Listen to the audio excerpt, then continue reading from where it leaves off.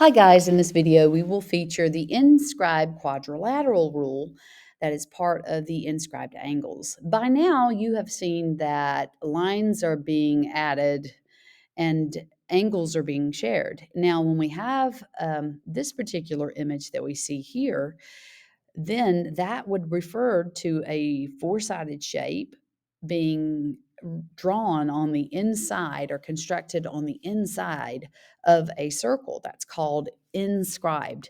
In other words, the shape, the quadrilateral, is in the circle. So if a quadrilateral, we'll just type that in there,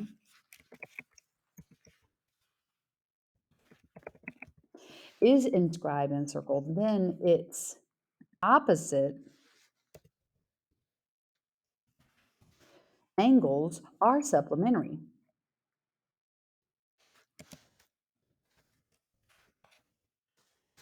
That is to say that angle BAD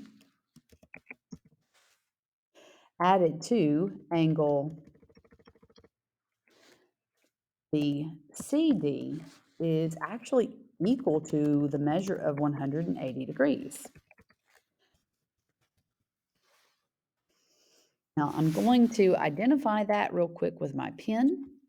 So if we go from B over here to A and then back to D, that's going to be this opening here.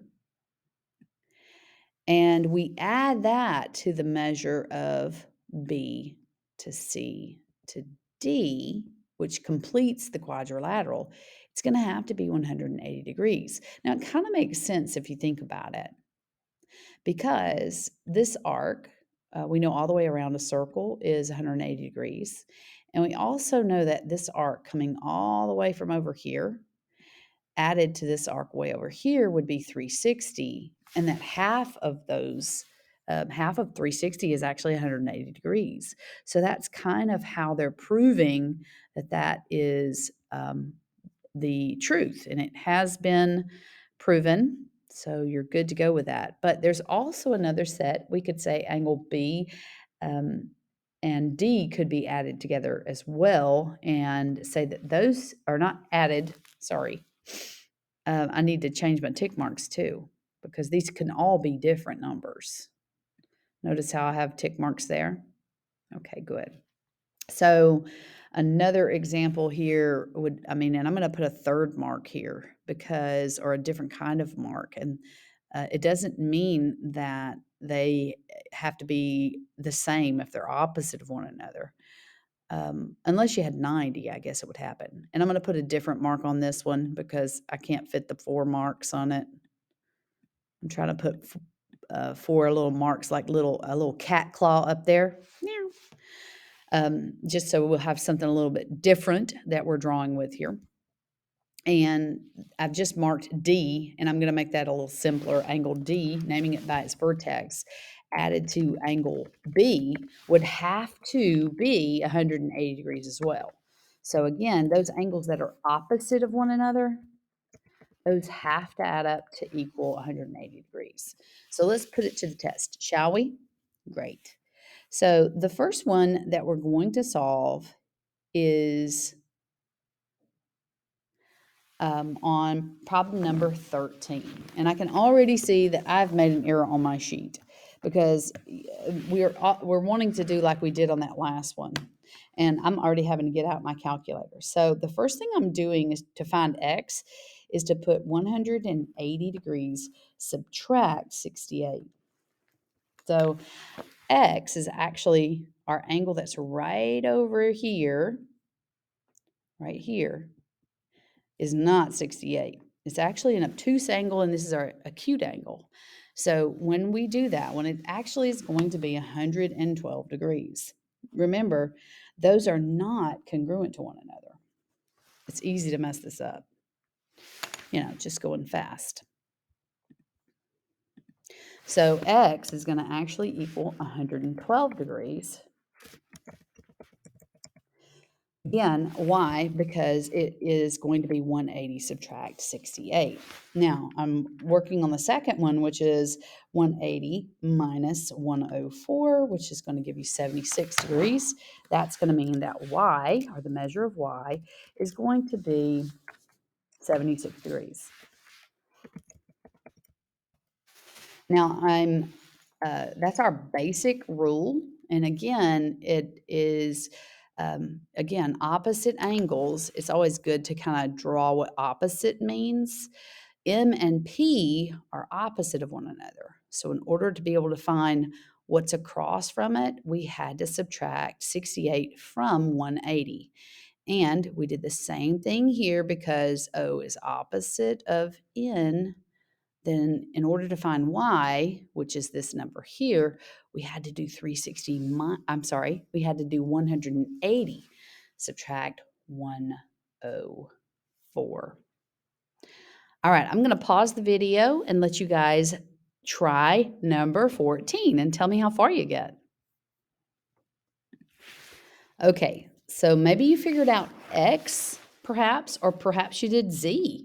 Lots of different ways into this one and a lot of different relationships. But I want to talk about, I liked to, and it's great to have different conversations and then talk about what was the most efficient way, perhaps, to get to answers, to said answers. Like, you do, I mean, I see the 93, so perhaps the easiest place to start is Z.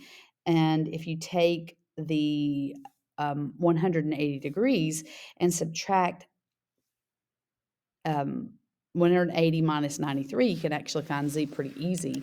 So the measure of Z, just double checking that one. I'm starting out with 180, subtract 93 degrees is actually 87 degrees. So that might be probably the best way to get into that one. And then you're like, there's no way, I don't know how I'm going to do it. Well, you kind of have to go back to recognizing that this angle that's formed with X, this opening right here, has an inscribed arc, or an intercepted arc, I should say. It intercepts it here and here. So in order to be able to find X, we're going to need to combine the 58-degree angle with the 106. So I'm going to add those two together and then divide by 2. So when I add 58 plus 106, I get a total that's 167. When I add those two together, that equals 167. But that's just the arc. What do I have to do to find X? Oh, I'm going to, and I think I did that wrong, 58. Oh, it's 164. Yeah. So I'm going to need to split that in half. So I'm going to divide that in 2, and I end up with my answer to X right over here. This opening here, that degree, is going to actually be 82 degrees. So I'm going back to my text box and trying to make them different colors. I don't know. Maybe it'll help. So X will equal half of that 164, that arc we just found, which is going to be 82 degrees. From here, you could, several ways to get to the y. The way that I enjoyed doing, or in order to get to y, was to do 360 minus the 164 that we just found. In other words, when we take 360 and we subtract 164, we get this big arc right here. And if you split it in half, you could get over here to angle Y, which is right over there. Or since we know that X is 82, you could also do 180 degrees subtract 82 to find your answer. And when you do that, you should get 98, but always double check, right? So 180 minus the 82 degrees we just found is going to give you 98. So if you're finding that y, and I'll change that color a little bit as well, then y is going to equal 98 degrees. Now, a great thing to do is just to go back and make certain that you haven't messed up any of the rules. No rules should be messed up. So I'm going to leave the algebra to you on number 15. Just remember that you're not setting these equal. Did you set them equal? Ugh, you can't set them equal. The algebra, or how you're going to start, is 133 has to be added to 62 minus 5x, and that has to equal 180. So I want you to try the rest of these, and don't forget when you finish, I excel U12. Good luck.